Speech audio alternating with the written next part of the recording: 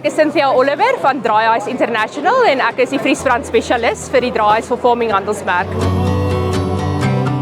So wat Draaihuis Vervorming doen of wat die vriesbrandproses dan nou op die einde van die dag behels, is dis net 'n koue yster applikasie. So in steede daarvan dat ons 'n warm brandmetode gebruik ons eerder 'n koue brandmerkmetode. So ons gebruik dan nou 'n brandmerkyster wat soos hierdie lyk. Hy word van braas gemaak.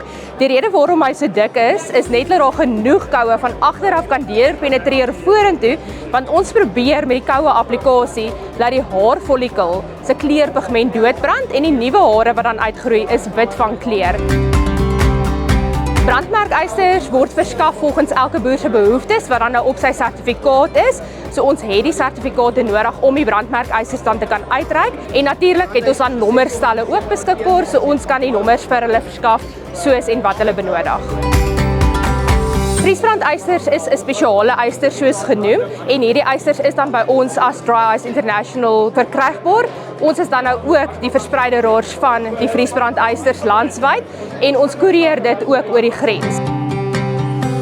So langtermyn voordele wanneer jy dan nou vriesbrand is eerstens die trauma op jou dier wat soveel minder is.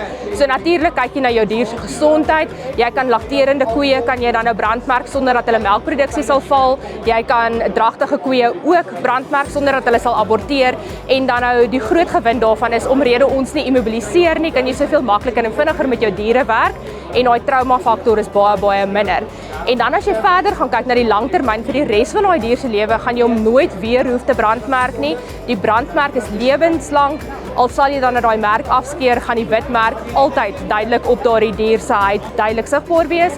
En selfs wanneer daai dier geslag word, sal jy dit nog steeds duidelik kan sien. Natuurlik kan jy so ver as 50 meter met jou bakkie in die veld verby jou diere ry en jy gaan duidelik jou koeie kan uitken.